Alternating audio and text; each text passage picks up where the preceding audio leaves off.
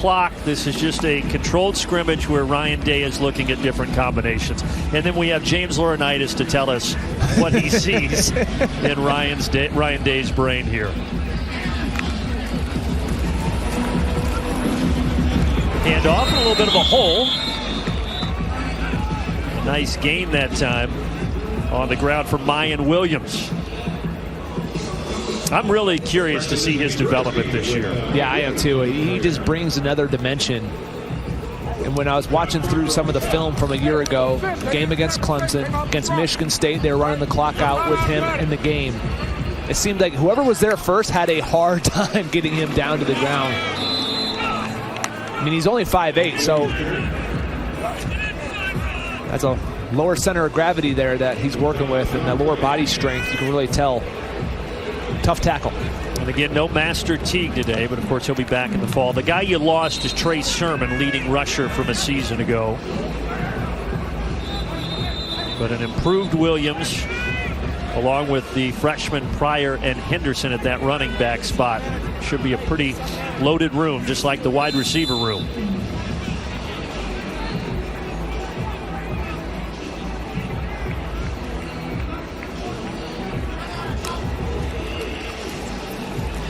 Stroud swings it out this time. Williams in the passing game. And it's blown dead along the sideline.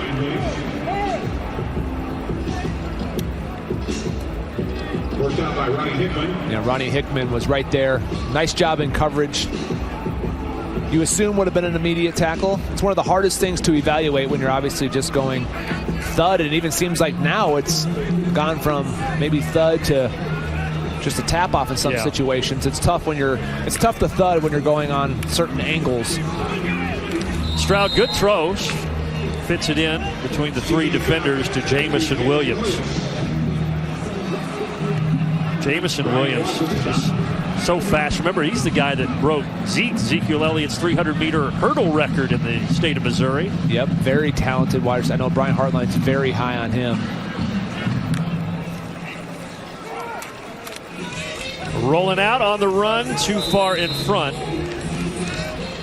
Intended for Igbuka. Do you think that Jamison Williams can find a role with how crowded that wide receiver room is, James?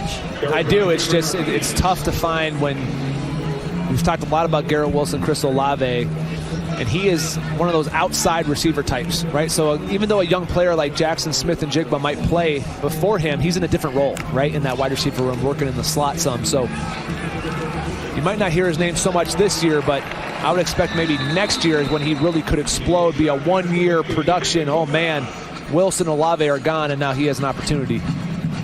And that's a name you're going to hear, number 12 there, the top receiver recruit in the country, Emeka Igbuka. Absolutely. And so what's interesting with the NCAA changing their transfer policies, allowing these basically you can transfer and be immediately eligible. These college coaches, you feel like almost, especially in that room, do you have to re-recruit your guys, to stay? Can you reconvince Jamison Williams? Can you reconvince these players and hey, stay here, be patient, wait for the development? And that's what building those relationships and trust is all about. But with more freedom in college football and college basketball coming, these crowded rooms it's tough to keep guys around. And with a lot of the players staying an extra COVID year, I think it's going to take a couple of seasons to sort out just how the scholarships are going to be doled out at these different places. Absolutely. It's an ever-changing sport, but it's one that obviously that we love, and it's a good problem to have when you're a school like Ohio State and you have all these talented guys to choose from. And we've seen a lot of them. We've talked about Marvin Harrison, we talked about Igbuka, we talked about Smith and Jigba. We don't even get to see Julian Fleming today out there, who was the #1 receiver just a couple years ago. Yeah, he's out. Cameron Babb out at the receiver position as well. Steele Chambers gets another carry there, number 22, the sophomore running back. For Chambers, ball security has been a bit of an issue so far in his Buckeye career, something he's been working on in the offseason. Another opportunity here, up the middle, and in for the touchdown goes Steele Chambers. Nice drive there by C.J. Stroud in the Buckeye offense.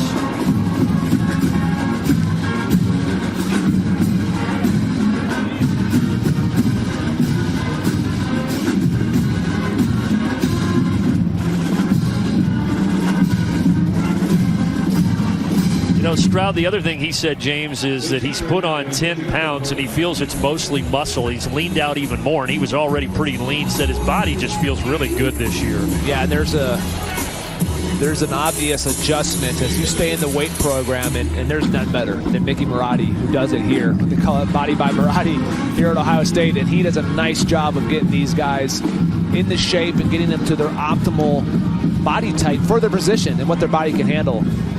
That's it's been one of the biggest blessings, I think, for Coach Day, is the fact that you get to keep a guy like Mickey Marotti, who is here, Mark Pantoni, the infrastructure to continue to identify and develop these young men. All right, let's check back in with Joshua. You know, one of the things that's really interesting, James, you know this, when you go this little thud tempo in a spring game, when you start to do this offense-defense scrimmage, a lot of times it just becomes a passing scrimmage. It becomes 7-on-7. Biggest thing I noticed on that last drive was the physicality of the offensive line. Started off early on in that drive with a pretty good run, and then you saw it there toward the end, right there on the goal line, where the offensive line had put a number of defenders on their back, and that's going to be a big thing for this team, especially with the new quarterback. Can that offensive line create a clean pocket? Can they create holes in the running game and really give the new quarterback some help? Yeah, we talked about the interior of that line in particular. That's really going to be something to watch this season. There's no question that the talent is there. It's just how will it all gel, especially early in the season. Yeah, that's a great point Joshua makes. A young quarterback's best friend will be a ground game, right? Yeah. A running game. Because if you have that going for you, and there's plenty of talent amongst the running backs and the offensive line to get that, but once you get the ground game going, now it opens up play action pass. And when you have the linebackers thinking, hey, we have to stop this run, we have to get downhill, and you hit that play action deep over route, oh, now he's wide open. Where if there is no ground game, there's no step up by the backers or the safeties, and that coverage gets a lot tighter. So there's an attitude, definitely. I loved reading about how Paris Johnson, who we talked about earlier in the broadcast, moving in the guard, he brings the tenacity. The other tackles were talking about how he, since day one, has brought this attitude about him. You love to see that on the offensive line. You need those big guys to be the big nasties sometimes, getting that dirty work done. Missing 2 starters today. Harry Miller, you see the note on the bottom, out for the spring with an injury. Also, right tackle Nicholas Petit-Frere is out today.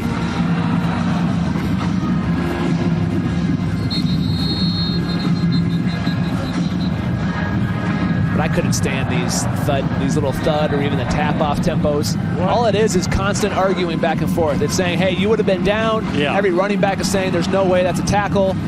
It's just the ref deciding when he would have been tackled. Well, for great defenders like you and Joshua, you probably, for that reason, the spring games, it's not as much fun, right? As an offensive player, it's more fun, but a defender, you don't really get to bring anybody down to the ground. Well, we went live back in the day when I played. We went live. It was full. That was a full game. Now you're sounding like a get off my lawn guy. No, I'm not saying I don't. Back in my day, we tackled. I'm not saying I don't like the changes. I'm just saying I didn't have the option to just thud in a spring game. I don't know about Joshua, but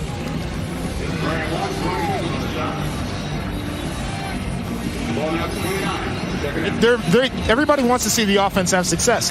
They want to see the offense put up big numbers. So we always used to say, and James, you know how Coach Fickle was, it's rigged for the offense every single time you come out there. Well, it absolutely is. Absolutely is rigged for the offense, especially you got a head coach like Coach Day, and before him, Coach Meyer, and before him, Coach Tressel. Yep. You know, I sense a theme here. You got to try to steal points on defense if you're going to have a chance. Jack Miller, the third here, throwing over the middle. So that's the 5th time, by my count, that Travion Henderson has been used in the passing game, the 5-star running back freshman. Good-looking build, 5'10", 210 from Hopewell, Virginia. Did not have a senior season due to COVID, but won the state title as a junior, as we mentioned in the first half. Ryan Day says Henderson has all the potential in the world, but just like my quarterbacks, he needs 1 million reps. And here's another catch for him. Make that 6 receptions for Travion Henderson that we've seen today.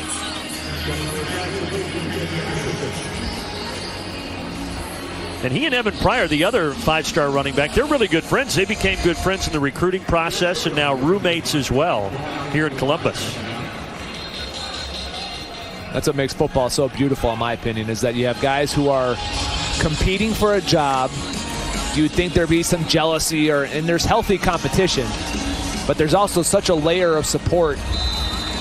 I can't think of another workplace to where you have guys competing for one spot or touches or, glory and praise and all this, but yet you're also each other's biggest fans. James, that's actually something that Tony Alford said to me about that running back room. He's got 4 guys he feels like can go tomorrow, but they're all supporting one another. He said the character in that room is as good as it's been, as well as the talent, too. So it's going to be a unique situation to watch. But a fun situation to watch if you're a Buckeye fan. A little deeper downfield, but that pass off target by Miller. In the direction of Xavier Johnson, junior receiver from Cincinnati.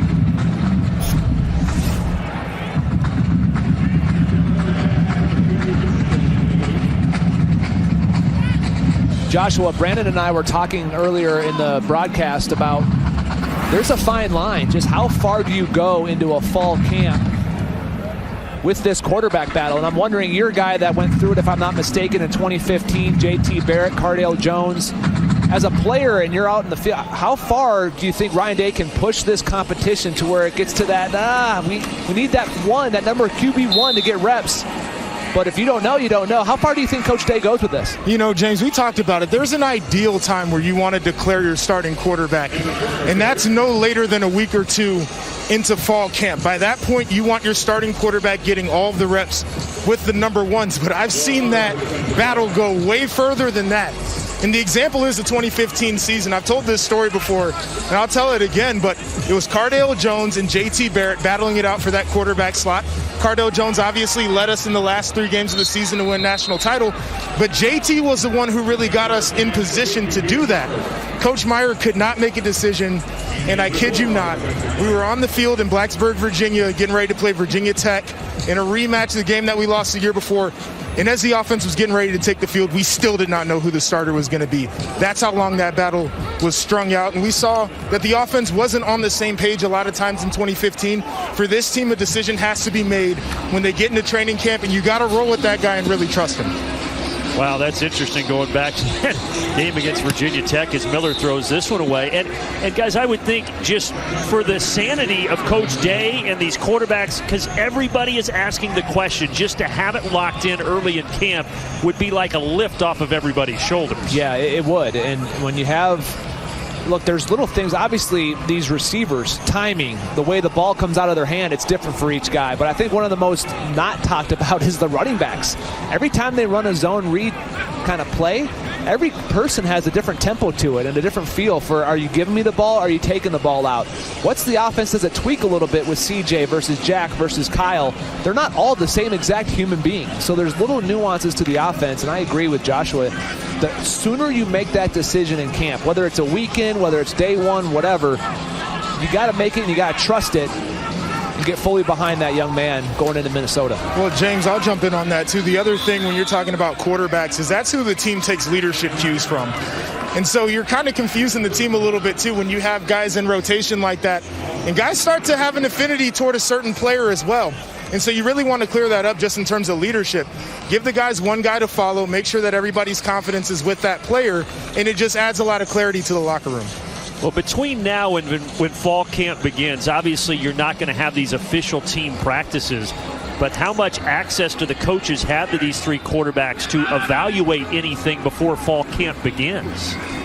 Well, there's a lot of voluntary stuff that goes into that, the summer workouts. There's going to be plenty of evaluation, and I think that's the key, is which one of these 3 guys goes through the summer, doesn't take it for granted and say, you know what, I'm going to wait till fall camp, or right before fall camp, to really dive into the X's and O's. You can go back and work on terminology. I used to do it all the time. I used to go back through all of our notes, what are the adjustments, checks, watch old film, because you can get rusty by the time you get back in fall camp. So Joshua brought up a great point. The intangibles about leadership, about presence out there on the field, who do guys gravitate towards to, who's a guy that can calm everybody down when things aren't going well. Those are all things that only those guys in the locker room will know, but you can't lie to the players about who the guy is. Yeah, and you talk about the evaluation process. How much time do coaches have in the summer? is not necessarily a ton, but I'll tell you who's going to be helpful in that evaluation process. Garrett Wilson, Chris Olave, the veteran wide receivers who got to catch footballs from these quarterbacks. You know, they'll let you know exactly what's going on. Yep. Interesting discussion. A lot to talk about with those quarterbacks. Jay. Enough about Justin Fields, and I can't wait to see him in whatever uniform he wears next year. But I hope it's a Niners one, because he'd look good in that San Francisco uniform, I tell you that much. Well, now the eyes on the 3 freshman quarterbacks, and Kyle McCord is getting the opportunity on this drive. A true freshman from Philadelphia, number 3 quarterback in the entire country, 5-star recruit. Again, this second half, no clock. It's just a controlled scrimmage. So technically, it's not even really a half. We had the first and second quarters, and now just a controlled scrimmage here that Ryan Day is looking at some different combinations. With a handoff that time to Marcus Crowley. And again, you can kind of feel the offensive line there. I mean, that was a nice little cutback by Crowley right behind Paris Johnson. And anytime you look up and you're in the thud or tap-off tempo like they are right now, and it's a 6-yard gain, that means he wasn't touched for 6 yards. So that old line's making some people move right now. McCord going to put it back in the air. And a good catch at the 40-yard line. Another opportunity there for Emeka Egbuka. You've said his name a lot today. He's having a nice day. A nice touch that time by Kyle McCord. And looks pretty comfortable for a true freshman in early. Yeah, and Egbuka, again, he looks the part, too, like he's ready at this level physically. Chose Ohio State over Washington and Oklahoma. Those were his other finalists. Big hole here, speaking of that offensive line. I think that's one where Marcus Crowley's saying, don't blow the play. Yeah, that's exactly what that's one of those where he's arguing there's no way he's getting me down. But look at the push on the offensive line. Nice job staying on the blocks. I don't know, you know me, I'm partial to defense. I think Johnson Dunn gets him down there. That's what I think. But I'm always going to side with the defense. Yeah, I know. You and Josh were biased. Good opportunity here, though, for McCord to lead this drive into the end zone. Pumps a couple of times and then blow the play dead around the 10. St. Joseph's Prep, where he played with Marvin Harrison Jr. Some other talented football players that came from St. Joe's. Rich Gandy, remember the old quarterback. Lions running back DeAndre Swift. And then Browns head coach Kevin Stefanski also went to St. Joe's in Philly.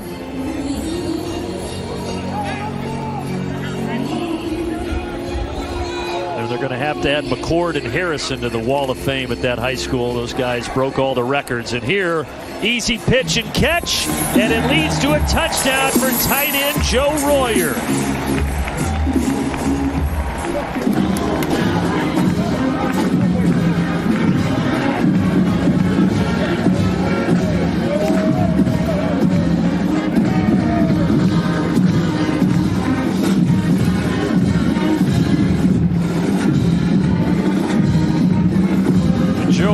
The Elder High School native down in Cincinnati.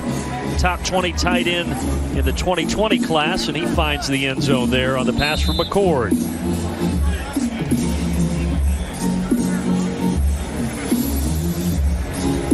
Now it's a nice drive led by Kyle McCord down the field. Nice touch throws. Deep overs, good decision to get the ball out of his hand quick there on the touchdown.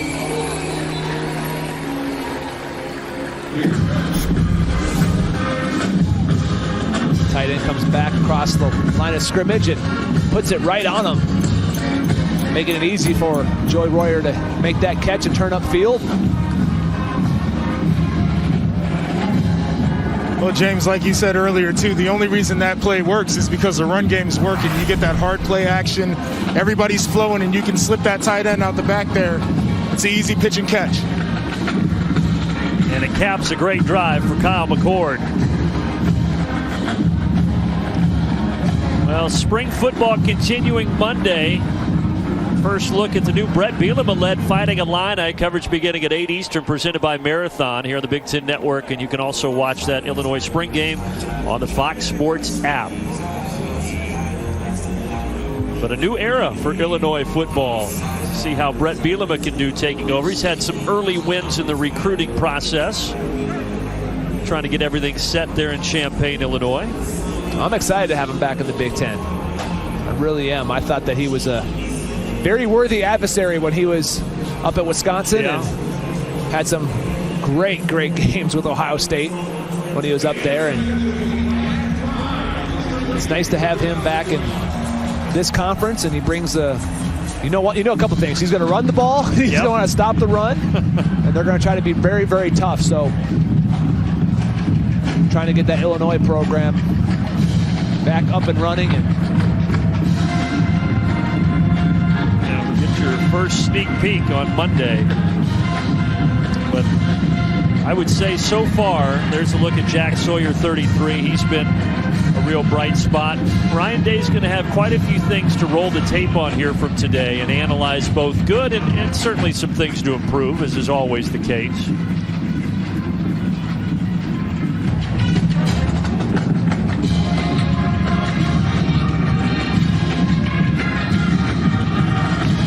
I'd say Ryan Day also has one of the strongest hair and beard combos that I've seen. It is just perfect. It's like if it ever goes gray, it'll be a great Just for Men commercial. C.J. Stroud starting what we are told will be the final drive here of the spring game as he completes that pass to Jaden Ballard.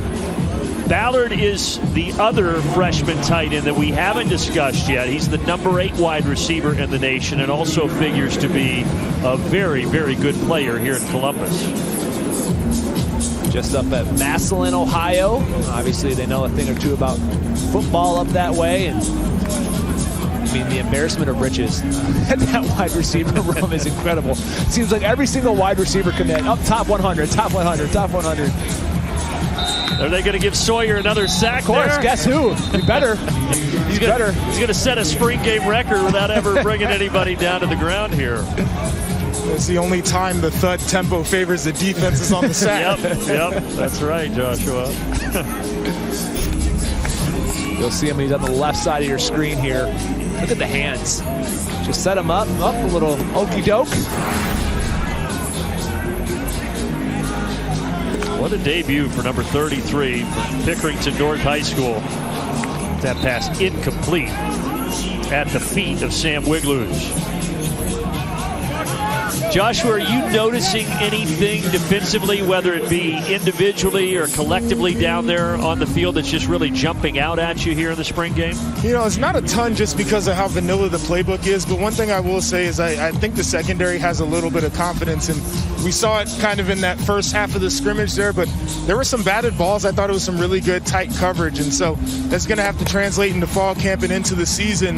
That was going to be a point of emphasis. It's something we all wanted to see here, and I think that we've seen them perform pretty well. Yeah, and Kerry Combs said a couple of weeks ago, look, we have to be able to play press man-to-man coverage better than we did last year. They only played man, I think, around 27% of the time last season. Yeah, it's something that they definitely want to get back to, and they want to be able to really excel in. And keep in mind, as you're watching this secondary, these are guys who are going to be, DB 3, 4, 5. See a nice touch throw there. But 3, 4, 5 on the depth chart, because you don't have Seven Banks out here. You don't have Cameron Brown. So these are some of the guys that are able to get high-quality reps against elite wide receivers. And all it is building depth over and over. So it's nice to see some really good coverage. I think a lot of the throws have happened kind of behind the linebackers, in front of the safeties on some of that play-action stuff that's been set up by the run game. That last throw in this one by the walk-on from Colleyville, Texas, Jagger LaRoe.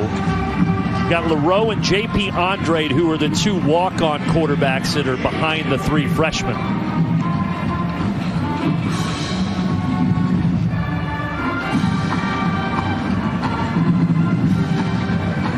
LaRoe exits, and here is J.P. Andrade, junior from just east of Los Angeles. Wanted to get all these guys a little action here on the final drive of the spring game.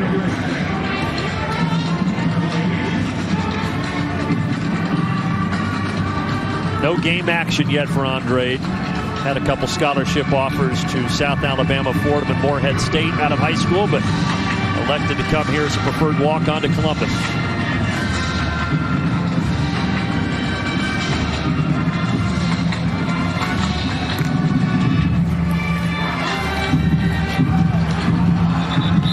Nice little pitch and catch. Finding Marvin Davies, sophomore from Cleveland, Ohio.